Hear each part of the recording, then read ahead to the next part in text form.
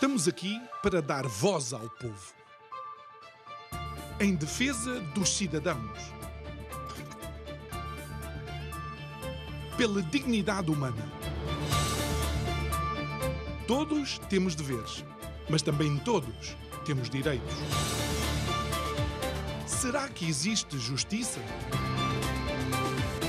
Isto é o povo a falar.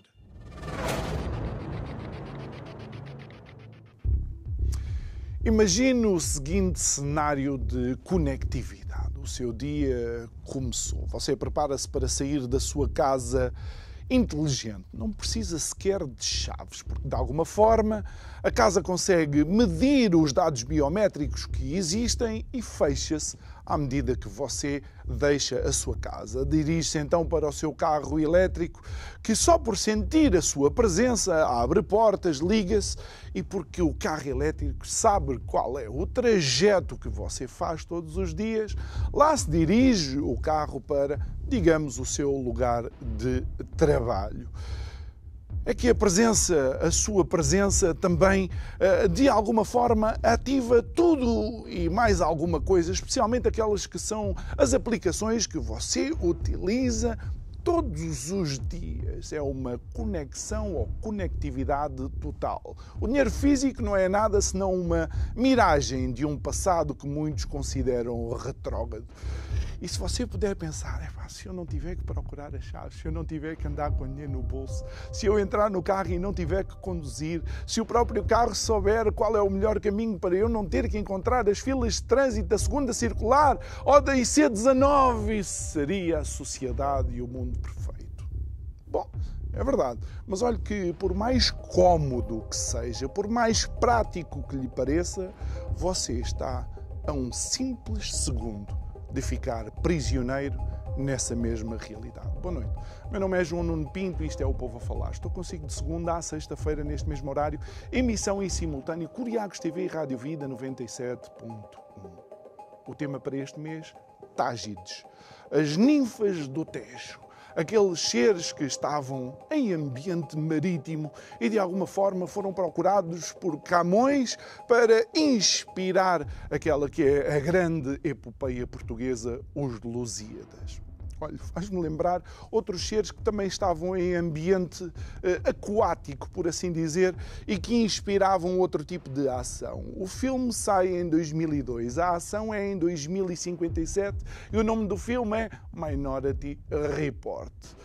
O nome do personagem, John Anderton, era um polícia da Brigada de Homicídios. O ator, o nosso conhecidíssimo e ainda presente Tom Cruise.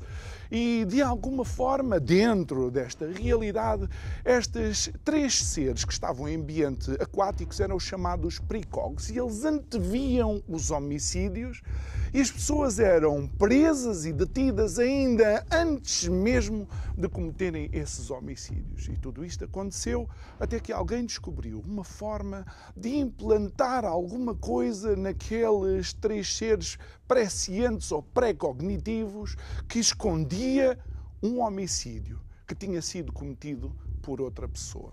Aconselho a ver o filme, ou então, imagine um outro filme muito conhecido, Robocop. Sim, senhor, o primeiro. Os outros todos já não são a mesma coisa. 1987, OCP, era a corporação que tinha salvo uma coisa fantástica, salvo a vida de um polícia que tinha sido baleado, estava às portas da morte e porque a tecnologia estava tão avançada, conseguiram criar um cyborg. Era a mente daquele homem, mas um corpo e de alguma forma também um cérebro que funcionava de uma forma artificial. E ele começou a investigar o porquê da onda de crimes, ele começou a investigar uma série de homicídios que não favoreciam ninguém, até que ele conseguiu descobrir que quem era responsável por aquela vaga de violência era o próprio CEO da companhia que o tinha feito. Ele entra numa determinada sala, pega na pistola, aponta-lhe a pistola à cabeça e não pode disparar. Porquê? Porque tinha sido colocada uma linha de código que o impedia precisamente de fazer o que quer que seja contra aquela pessoa. Estamos muito longe? Olha, eu não sei se estamos longe, se estamos perto. A verdade é que o desconhecimento da distância e o desconhecimento da velocidade a que isto pode acontecer devia nos fazer parar para pensar. Digo eu, que não percebo nada disto.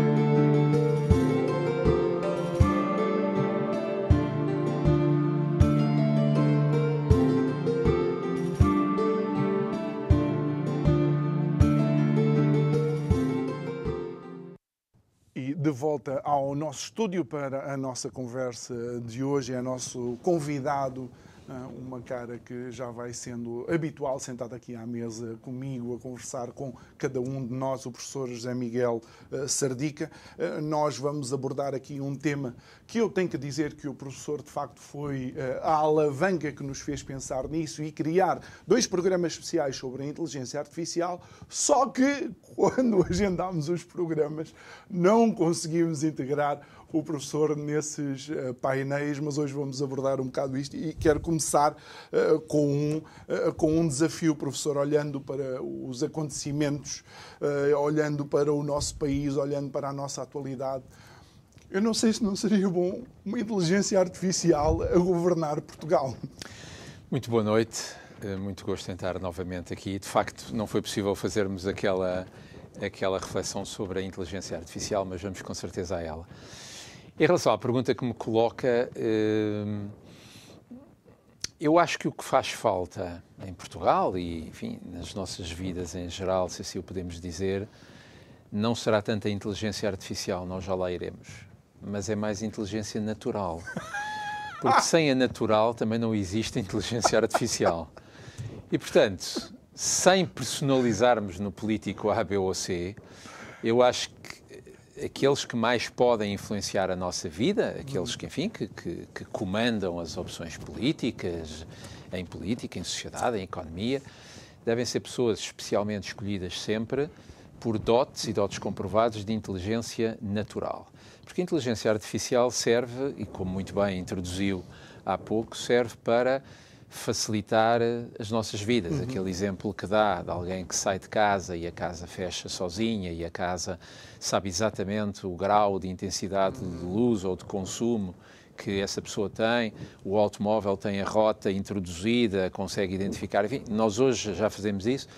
Existe, enfim, nos últimos anos, a chamada domótica, isso até já tem um termo, que é a ciência de governar a nossa casa exatamente por apps, e nós hoje já conseguimos fazer isso, abrir a porta, janelas, etc., mas sem querer ter uma atitude ludita.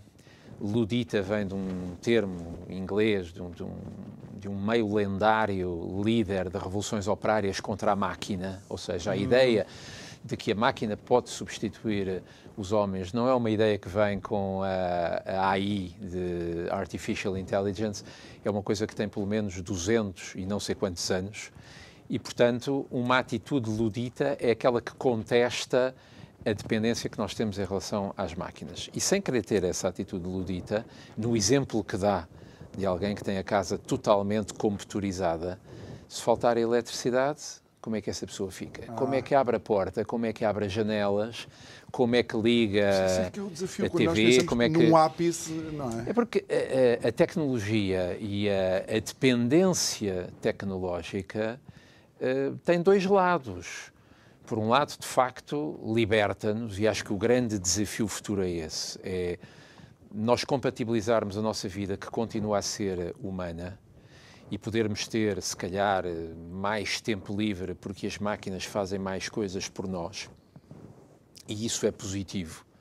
A tecnologia serve para nos facilitar a vida, não pode servir para nos substituir. Enfim, depois podemos ir a uma das aplicações mais correntes e mais polémicas, por assim dizer, que a inteligência artificial tem, que é o chamado ChatGPT. Enfim, aquela software, que faz texto e que isso em ambiente escolar tem imensos efeitos ou tem imensas potenciais consequências, a meu ver, negativas, que lá podemos ir.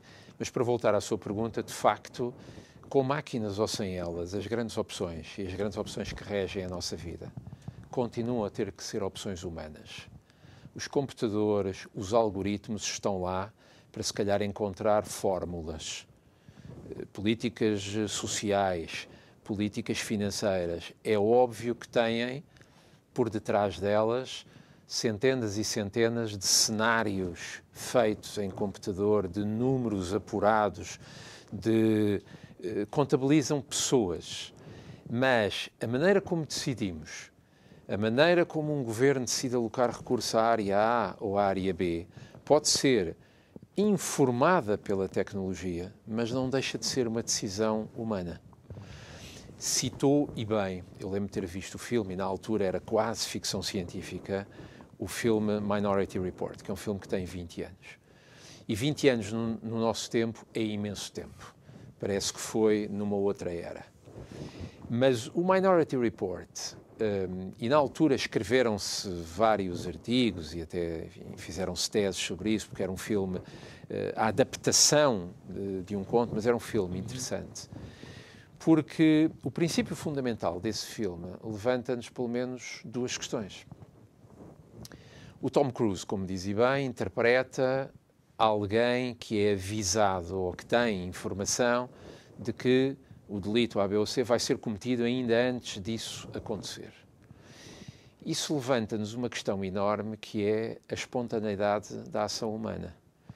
Ou seja, numa sociedade onde nós pudéssemos antecipar o que é que vai acontecer, o impacto que isso poderia ter no nosso comportamento e na nossa atitude relacional com os outros mudaria de uma maneira que nenhum de nós consegue imaginar. Retiraria toda a noção de liberdade, de contingência e, portanto, de responsabilidade. Porque as pessoas deixariam de ser responsáveis pelas suas ações. Bastaria saber o que é que ia acontecer a seguir, o que é que quem está à nossa volta iria fazer a seguir.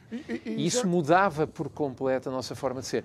Portanto, o Minority Report não é uma utopia, é uma distopia. Cria-nos um mundo onde a espontaneidade e onde, portanto, a responsabilidade desaparece. E desaparece também a noção de contingência. A vida humana é feita de acaso, de acidente, de vontade, de decisão. E tudo isso desaparece no dia em que a máquina puder padronizar um comportamento. Fora as implicações religiosas que isso tem, fora as implicações, eu diria quase espirituais que isso tem, para não irmos há 500 anos atrás à reforma religiosa, mas repare que a própria noção de moralidade muda. Porque deixa de haver más ações ou boas ações. Nós, potencialmente, podemos só fazer boas ações. Porque existe alguém, existe uma musa, os tais seres aquáticos que o filme tem, que, aliás, enfim, vai buscar o imaginário das próprias musas, as Tágides, como citou, eram as ninfas do Tejo, é daí que vem o termo. Penso que é introduzido não por Camões, mas por André Rezende, umas décadas antes, em meados do século XVI. As Tágides eram as ninfas do Tejo, mas isso vem ao fim e ao cabo das ninfas antigas, as chamadas Nereidas, exatamente. Portanto, é sempre em ambiente aquático. Isso é o imaginário dos povos antigos, de que a vida se origina no mar. E, portanto, nas aventuras de navegação fenícia, suméria, enfim, as civilizações antigas foram aquelas que inicialmente se lançaram ao mar. O mar era visto como um destino, como uma aventura, como um desconhecido. E no desconhecido ia-se procurar esse oráculo que eram as ninfas. Mas deixe-me ir a uma questão que o professor mencionou agora e que a mim me preocupa de sobremaneira. É que quando analisamos o próprio percurso, a evolução das espécies, quer nós acreditemos ou não, por exemplo, naquilo que é a ideia de que as espécies foram evoluindo, é que o sistema que é colocado já nos diz há muito tempo, e está cientificamente comprovado, que só boas ações não é o melhor para a preservação de espécie alguma. Percebe o que é que eu estou a dizer? Sim. Então, nós entramos aqui em conflito, num choque direto com aquilo que traz, no fundo, quase todas as espécies até ao momento em que estamos. Bom, isso leva-nos para uma questão, dir-se existencial ou filosófica. Sim, mas a questão é se o ChatGPT... Sim. Ou o ChatGPT não, se a inteligência artificial só nos aconselhar boas ações... Mas aí o problema está naquilo que a inteligência artificial ou que o ChatGPT nos aconselha como boas ações. Porque, dependendo das épocas, dependendo dos contextos, dependendo do agente, dependendo de quem é o objeto da nossa ação, assim nós definimos uma ação boa ou uma ação má. E, portanto, se nós, ou num futuro distópico, se o nosso comportamento for ditado por máquinas, se nós... Vamos para um cenário que eu qualificaria quase apocalíptico, tipo filme de ficção científica. As pessoas deixaram de ter toda e qualquer autonomia. Ou seja, há um cérebro artificial que define que para fazer funcionar uma sociedade X são precisos Y seres humanos, mas cada um desses seres humanos tem padronizado à partida o lugar que ele ocupa nessa gigantesca máquina. Ou seja, acaba a escada social, por exemplo. Acaba a noção de ambição pessoal, de meritocracia, de elevador social, de construir a sua própria vida, de viver o seu sonho, e nós somos totalmente robotizados. Acho que nunca se chegará aí, mas haverá sempre uns quantos utópicos, ou uns quantos lunáticos que, em nome ou da eficácia, ou da ordem pública, ou da segurança, sonharão sociedades perfeitamente organizadas.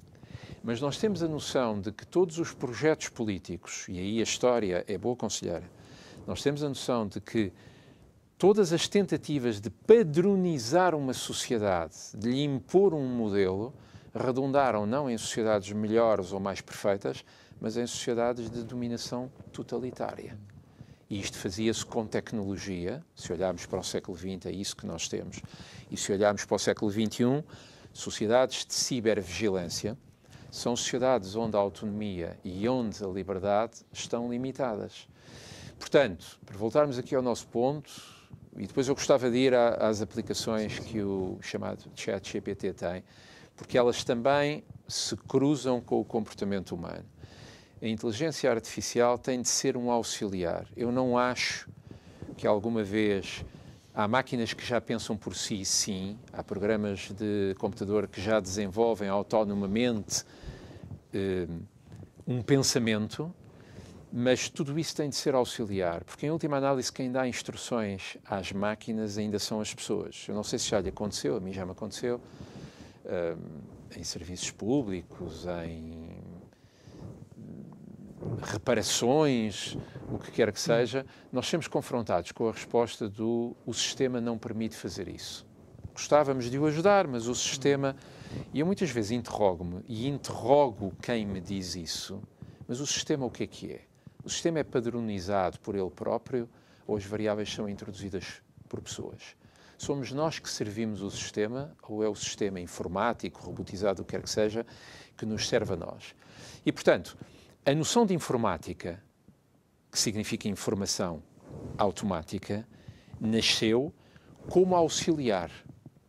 E acho que a inteligência artificial, em todos os passos, pode facilitar-nos a vida e ela é útil se nos permitir libertar tempo e libertar esforço e, se calhar, criar aplicações que nos ajudem na nossa vida. A saúde, a cirurgia... A área médica tem dado, e não é a minha área, portanto aqui é apenas uma opinião exterior, mas a maneira como nós hoje fazemos atos médicos, à distância, com meios tecnológicos que não existiam há 50 anos atrás ou 100 anos atrás, é muito bom, porque isso é um salto de qualidade de vida para a pessoa. Mas vamos imaginar um cenário em que não temos um médico à nossa frente, em que temos uma máquina.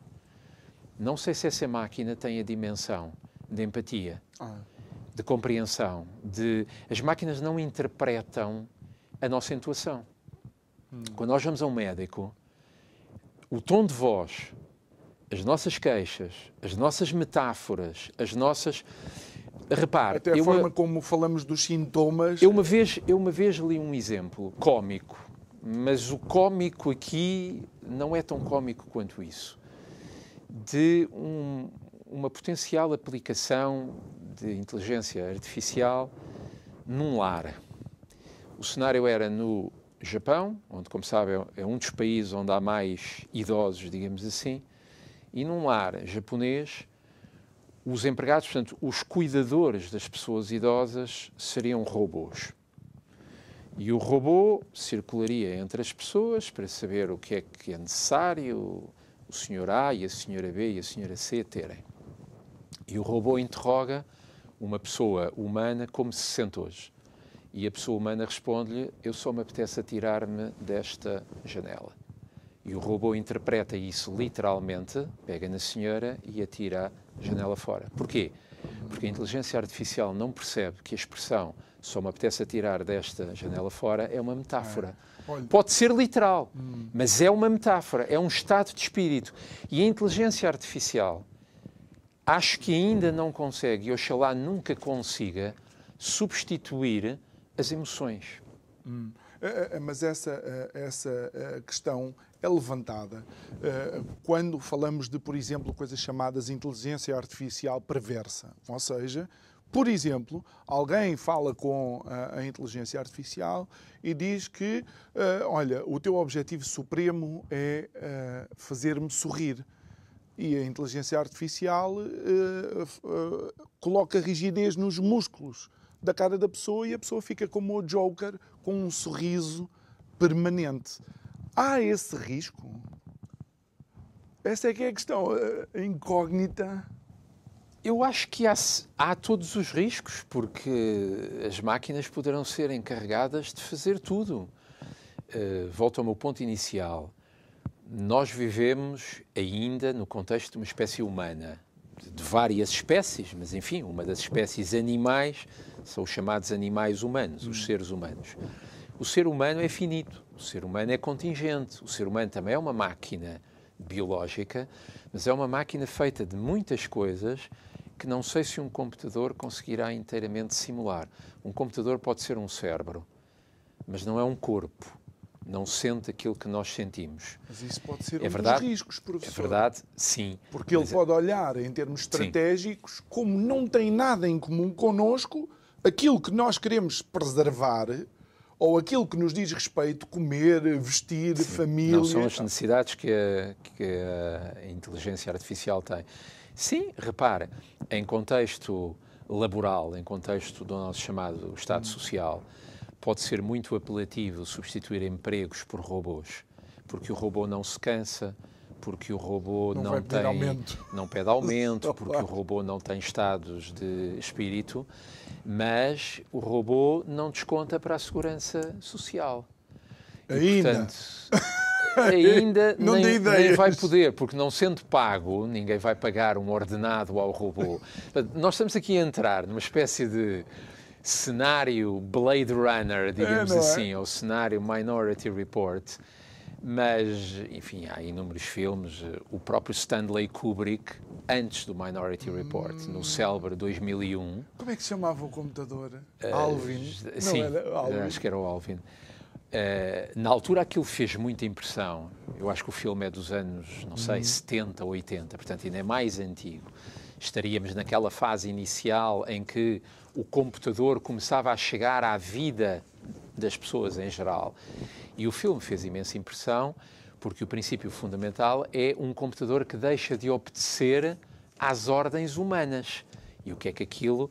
E nós hoje temos computadores que, de facto, deixam de obedecer às ordens humanas e deixam de nos servir. Todos nós já tivemos essa sensação de ter o nosso computador à frente e ele tem uma anomalia que não consegue resolver. Nós não conseguimos resolver e, portanto, a máquina não nos serve. As máquinas têm que nos servir, em casa, no carro, onde quer que seja. Eu acho que a inteligência artificial, repare, e é um debate recorrente, porque eu há pouco citava o famoso John Ludd, dos chamados luditas, ficou sempre aquela atitude anti-modernização. Não é necessariamente anti-modernização. Nós podemos modernizar a nossa vida, não podemos é deixar de viver a nossa vida enquanto formos seres humanos. E, portanto, eu acho que o debate é muito recorrente, as máquinas podem substituir os homens. O contexto é que muda. Desde a máquina industrial que substitui ao pequeno operário que fazia têxtil, até ao supercomputador que pode substituir não sei quantas operações que nós fazemos hoje, a dúvida é sempre a mesma. Até onde é que podemos ir? Mas o até onde é que podemos ir supõe uma outra questão, que eu acho que os computadores não conseguem fazer.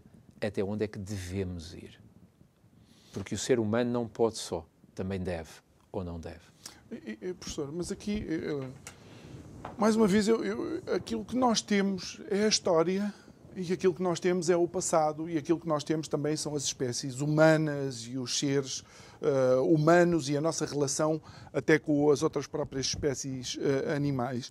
Se nós olharmos para a história, foi de facto a nossa inteligência e foi de facto a nossa capacidade de, através da nossa inteligência, podermos utilizar ferramentas e tudo que nos colocou, digamos, com a vantagem competitiva decisiva. Neste momento, se entrasse aqui um gorila, nós não tínhamos velocidade suficiente para fugir dele, nós não tínhamos força suficiente para lutar com ele, mas olhando aqui para algumas das ferramentas à nossa disposição, podíamos evitar males maiores. Quando existir alguém ou algo que é mais inteligente do que nós começamos a ser nós os gorilas, com a devida comparação. Ou seja, os gorilas atualmente dependem muito mais da ação humana do que da sua própria natureza. Mas no dia em que nós pudermos, através das máquinas, fazer tudo, deixamos de ser humanos. Pois. E poderemos entrar num cenário de uma lei da selva, digamos assim. Ou seja, imagina o nosso corpo completamente indestrutível e robotizável. Há pouco referiu o outro filme, o Robocop. Que era ao fim e ao cabo um cyborg, meio humano, meio máquina, mas indestrutível em relação ao ser humano. Eu não consigo imaginar em que é que isso nos alterava, mas alteraria muito. Porque a noção de autoconservação, a noção das ameaças que nos rodeiam e que nos fazem ter cuidado e querer cuidar daqueles seres humanos que não são tão fortes quanto nós. É a noção de humanidade que se perde. E não é por ser historiador, e de facto, como dizia bem, nós só temos a história, temos a atualidade, podemos talvez, através, nenhum historiador, nem nenhum ser humano consegue antecipar o que o futuro vai ser. Eventualmente o historiador poderá ter alguma vantagem, no sentido em que, conhecendo a evolução, pode extrair algumas, não são leis evolutivas, mas padrões de evolução e de repetição ou de semelhança que nos podem fazer pensar por onde é que o mundo pode caminhar. Nós já tivemos muitos exemplos históricos. Nós, como mundo, também não somos homogéneos. Mas o que a história nos diz é que a tecnologia pode ser usada para o bem, mas pode e foi utilizada para o mal. E, portanto, todo e qualquer debate sobre a robotização, a domotização, os cyborgs, a inteligência artificial, o que quer que seja, tem sempre que ser um debate sobre os usos benéficos e os usos malignos dessa tecnologia. E, portanto, eu não tenho nada contra melhorarmos as nossas vidas, referi há pouco em relação à saúde. Hoje não se morre de doenças que a tecnologia resolveu. Ou melhor, que o diagnóstico pode resolver. E, portanto, tudo o que for para melhorar a nossa condição humana, sublinho humana, a tecnologia é importante. Porque a tecnologia nasceu, se nós formos desde os primeiros hominídeos, cuja tecnologia era uma pedra lascada para cortar carne, ou para, e vemos isso em filmes, ou para raspando duas pedras fazer fogo. É a mais rudimentar de todas as técnicas, mas não deixava de ser a tecnologia que eles tinham na altura. Mas, na mente cerebralmente menos desenvolvida que esses hominídeos tinha, havia uma consciência da alteridade. A mão tem um instrumento que lhe facilita a vida. E acho que isso nós não podemos perder de vista, de que aquilo que está para lá de nós, o computador, a máquina, o automóvel, a nave espacial, o que quer que seja, facilitam a nossa vida, mas não nos substituem. Há muitas séries, não sei se, enfim, se calhar os mais jovens que nos estejam a ouvir conhecem isto, mas há uma série que a Netflix tem chamada Black Mirror. Qualquer episódio é uma espécie de distopia, de como a tecnologia nos pode ajudar ou nos pode amedrontar ou nos pode aterrorizar. Essa série tem episódios perfeitamente distópicos e impressionantes do que é a tecnologia pode fazer aos seres humanos. Mas também tem alguns episódios que, ao fim e ao cabo, quase são sátiras à maneira como nós dependemos da técnica em geral. Não é a minha área também, mas existe hoje em dia os ou as chamadas influencers.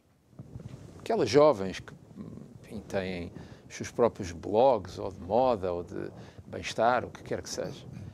E às vezes, observando de fora, nós vemos a dependência que a vida dessas pessoas tem da exposição pública. Ou seja, da maneira como angariarem simpatizantes ou angariarem o que agora se chama os capas, não é? Ou os likes. A pessoa se tem muitos capas ou se tem poucos capas. E são pessoas que, a alturas tantas, provavelmente vivem da exposição. E eu não sei se, finda a exposição, se interrompida a exposição, o que é que resta da humanidade dessas pessoas. Existem teses, existem investigações sobre o que é viver sem telemóvel 24 horas.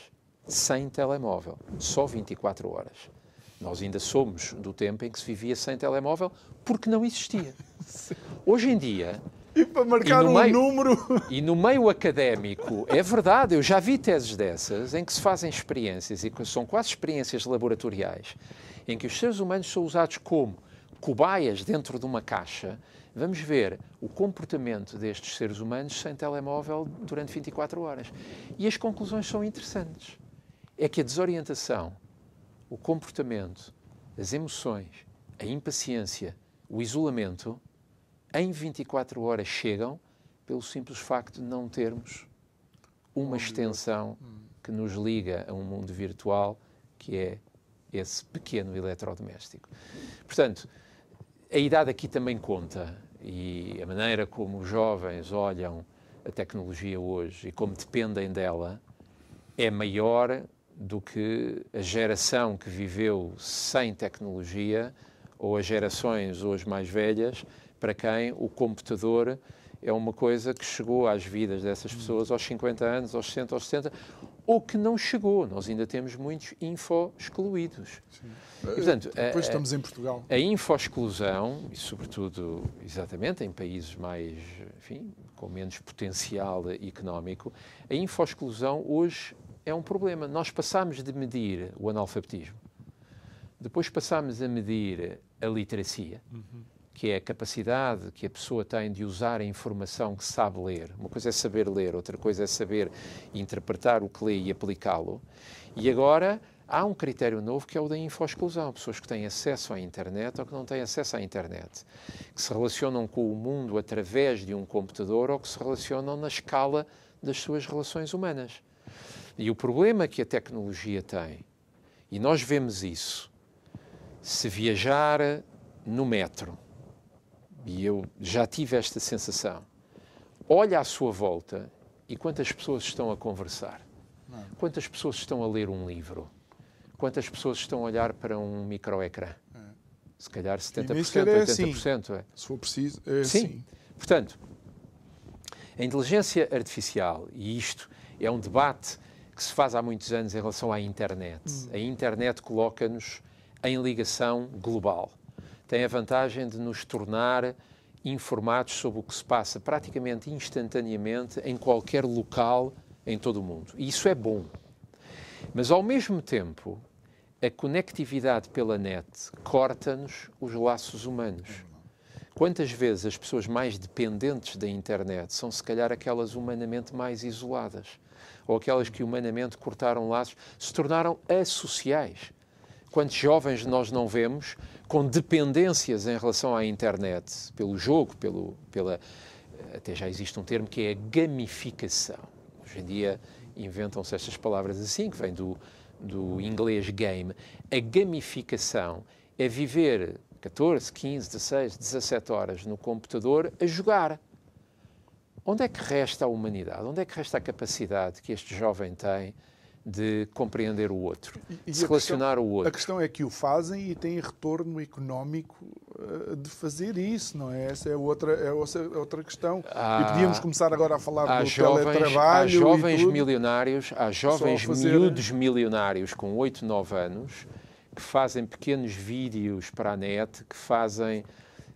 Eu tenho alunos nesta faixa etária, 17, 18, 19 anos, 20 anos, 21. E muitas vezes em conversas, ou em sala de aula, ou fora delas, o que é que eles querem ser. Muitas vezes aparece-me, ou querem apresentar notícias, portanto, aquele glamour de estar em frente à câmara, ou querem ser influencers. E quando eu, às vezes, e evidentemente que a questão tem uma segunda intenção, quando eu lhes digo, bom, mas vocês querem ser influencers, mas o que é isso de ser influencer?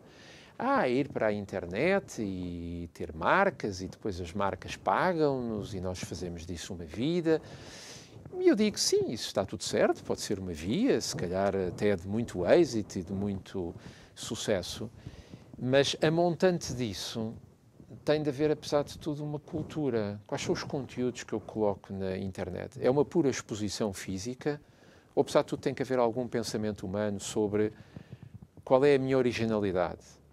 Em que é que eu não vou ser igual a todas as outras ou outros influencers que anunciam a mesma marca ou que anunciam as mesmas coisas ou que... Aqui até a questão destes influencers, e depois tem que lançar outra...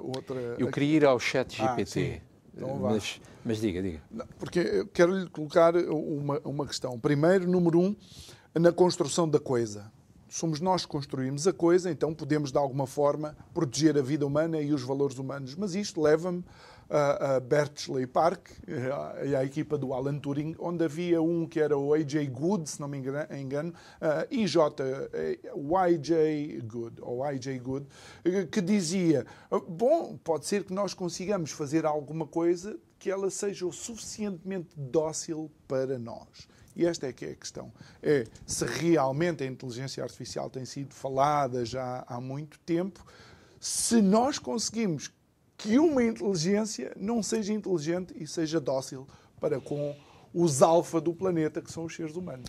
E depois pode pegar no ChatGPT. Desde há pelo menos 200 anos, desde a maquinização agrícola, industrial, urbana, etc., que há cíclicos debates sobre os limites, ou seja, sobre a maneira como as máquinas nos poderão substituir um dia. Eu não sou tão apocalíptico quanto, se calhar, alguns autores. Acho que não estaremos ainda nesse limite. Acho que a tecnologia ou a tecnologização das nossas vidas tem vindo a acelerar-se. E, portanto, esta é uma questão que tem que ser amplamente debatida por historiadores, por filósofos, por economistas, por sociólogos, por as ciências humanas, as ciências exatas, têm de ser convocadas para um debate sobre onde é que a máquina e onde é que a inteligência artificial pode operar. Mas, para ir a um exemplo que me é muito caro, que é o chamado ChatGPT, que invadiu as nossas vidas há 6 meses. Já existiam algumas aplicações, mas, enfim, a grande voga começou-se a falar em finais de 2022. E em contexto escolar, que é aquele que eu conheço melhor, o ChatGPT permite gerar texto. Ou seja, nós lançamos uma questão a um computador e o ChatGPT faz uma varredura de tudo o que é a internet e todos os autores e todos os textos que falam sobre aquele tema e compõe um pequeno ensaio académico a pedido.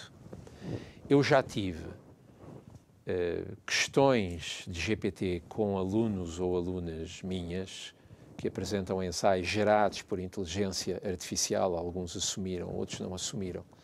Mas o que eu chamo sempre a atenção em qualquer debate sobre a utilização em ambiente universitário de aplicações como o ChatGPT, não é a velha noção da honestidade versus a desonestidade. São os danos que isso pode criar a prazo sobre a inteligência e sobre a originalidade. Se nós nos habituarmos a não pensar e a pôr a máquina a pensar por nós e a ser nossa autora, não é só o problema da fraude académica, uma tese ou um ensaio que nós apresentamos como nosso, não ser nosso. O professor tem toda a razão. E isto era uma questão que já existia. Deixe-me só lançar uma coisa. Eu tenho a certeza absoluta que tanto eu como o professor tivemos um determinado momento na nossa vida em que nos lembrávamos do número de telemóvel de todas as pessoas importantes da nossa vida. Neste momento, só me lembro da filha e da mãe, e não é porque é filha da mãe, é da minha mãe porque e da minha vamos filha. Vamos ao teclado, digitamos o Mas não é nome verdade. e aparece Não, o número. eu ainda me lembro do número de uma das minhas namoradas, Mas imagina. o problema desse tipo de perda de memória ou da utilização de ChatGPT é que não é aquela pergunta de como é que se calcula a tabuada num dia em que não há máquina para fazer as contas. Essa era a velha questão, não é? Claro. Nós deixamos de ter que saber quanto é que são 9 vezes 5, porque a máquina faz por nós. Já aí há algum estreitamento intelectual, porque podemos precisar de saber 9 vezes 5 e não ter a máquina de calcular ao nosso lado. Mas o ChatGPT faz mais. É que destrói a originalidade. E destrói a capacidade de nós pensarmos autonomamente.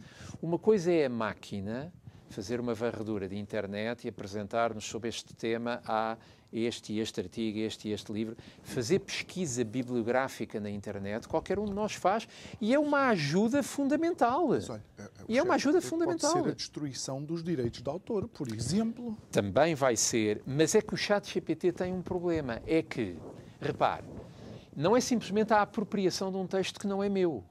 É que o ChatGPT é original. O texto que o computador faz é um texto original.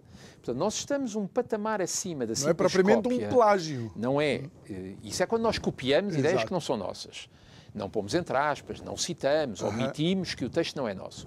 O ChatGPT é um texto, eu ia dizer é um texto de alguém, mas não é um texto de alguém. Pois é um não. texto de alguma coisa. É feito por uma coisa, por um computador.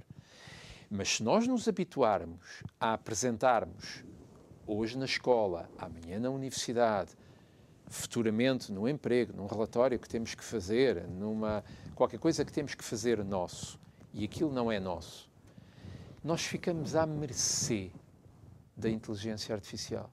Nós podemos chegar a um momento em que o ser humano perdeu a capacidade e a autonomia para pensar, para encontrar dentro de si as soluções. E o ChatGPT, ou a inteligência artificial, não estarão ao nosso lado numa emergência. Não estarão ao nosso lado num confronto em que nós temos que puxar pela cabeça e encontrar soluções para escapar à ameaça à nossa vida ou para encontrarmos argumentos para contrapor de uma maneira civilizada a quem diz não concordo consigo porque isto. Portanto, a capacidade de argumentar, de dialogar, de pensar, de ser original, de apresentarmos uma coisa que é nossa, que conseguimos debater. Porque, repare, os meus alunos que apresentam ensaios em ChatGPT, eu depois, quando converso com eles sobre o conteúdo do seu ensaio, eles não conseguem argumentar, porque, em última análise, aquilo não é deles. Isto é um progresso no conhecimento humano? Não parece. Eu não me parece Até que porque seja. uma das coisas que os professores e os bons professores sempre É o desejam pensamento crítico. é É o pensamento entender crítico. como é que se chega a determinada conclusão. Mas olha, professor, já existem algumas formas de inteligência artificial que os homens não conseguem bater. Xadrez, damas, Scrabble e outros jogos, onde os melhores jogadores humanos, uma vez vencidos, nunca mais voltaram a vencer. E o melhor que se consegue numa determinada situação é um empate, por exemplo, nas damas. Um xadrezista, eu não sou, sei jogar xadrez porque sei mover as peças, mas não sou xadrezista. Um xadrezista, imagino que possa melhorar o seu jogo competindo com uma máquina. Mas o jogo de xadrez é um jogo de inteligências. E, portanto, eu acho que a ambição de um grande campeão de xadrez é derrotar outro campeão de xadrez que ele tem à sua frente.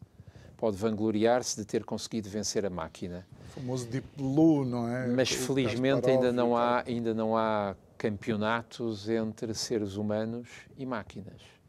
Poderá um dia haver, mas isso é um desvirtuamento da competição desportiva, porque a competição desportiva... Repare, quando eu olho para o doping na volta à França, sim, já não me admirava nada. Mas em xadrez, em atletismo, seja o que for, a competição saudável é uma competição para superarmos os nossos limites, para saltarmos mais alto, para corrermos mais rápido. É uma competição contra nós mesmos. O que nos faz sermos melhores é sabermos que temos limites. Porque lá está, uma máquina não tem limites, não se cansa. Portanto, competir com uma máquina não faz sentido. Só faz sentido se a máquina apurar as nossas qualidades humanas. Mas um jogador de xadrez ou de damas que só compete com a máquina, de facto perde sempre. Porque a máquina tem mais memória para reter todas as combinações de jogadas possível que nenhum ser humano consegue. Mas porquê é que um xadrezista quer ser bom em xadrez? Mas a minha questão para derrotar outros xadrezistas. Claro, mas a minha questão é, existem já estruturas de inteligência artificial que superam com facilidade os humanos? Existem. Se isso é bom ou se isso é mau, depende do campo em que estamos a aplicar ou não. Por exemplo, eu far-me-á sempre muita impressão viajar num avião totalmente automatizado. Para lhe dar um exemplo que está sobre a mesa. E está sobre a mesa porquê? Porque já há automóveis que se conduzem eles próprios e volta e meia há uma notícia que o automóvel leu mal o sinal ou não identificou uma ameaça à sua frente. Já há táxis na Flórida, em Miami, creio eu. Repare, só posso falar por mim e não represento... Só me representa a mim próprio e, eventualmente, representarei uma certa geração. Eu, quando olho para uma máquina que diz, ou que me diga, não precisa de fazer, que eu faço sozinho, eu, apesar de tudo, não confiarei a 100%. Eu, se conduzisse um automóvel, não tenho, mas se conduzisse um automóvel onde é possível o automóvel conduzir sozinho, eu não adormeceria ao volante. E viajar num avião que não tem um piloto, confiar que o computador saberá resolver, e de facto os computadores têm sistemas redundantes, mas em aeronáutica, em condução automóvel, onde quer que seja, há o elemento de surpresa, há o elemento de saber reagir, há o elemento de ter de tomar uma decisão humana. Há uma missão à Lua, a Apollo, que não chegou à Lua, que teve uma avaria, aquela famosa frase, Houston, we've got a problem. Quem é que resolveu o problema? A NASA convocou todos os computadores e todos os experts e todos os... Mas existe inclusivamente um filme sobre isso. Mas havia um problema de comunicação de oxigênio entre a nave e o módulo. A nave, eles têm que passar para o módulo lunar e o módulo serve como salva-vidas. E esse problema teve de ser um problema manualmente resolvido pelos cérebros do Centro Espacial em Terra. Até porque a geometria dos objetos usados não... Tiveram de ser os homens a resolver o que as máquinas não conseguiam resolver. Professor, portanto, e já nos últimos 30 segundos... Não sei se será um admirável mundo novo, como dizia o Aldous Huxley, ou se será um abominável mundo novo. Exatamente. Professor José Miguel Sardica, muito obrigado. Mas vou deixar aqui uma questão no ar, eu não quero ser catastrófico. Há muitas pessoas que dizem que o problema da inteligência artificial pode ser a chamada falha maligna. Só há duas hipóteses, ou 0 ou 1. Significa ou corre tudo bem, ou se correr mal também só corre mal uma vez. Bem, mas cá estaremos para ver o que acontece, mas acima de tudo para conversar sobre aquilo que pode ser o nosso futuro. Para isso, estou de volta amanhã à mesma hora. Obrigado. Não quis estar a...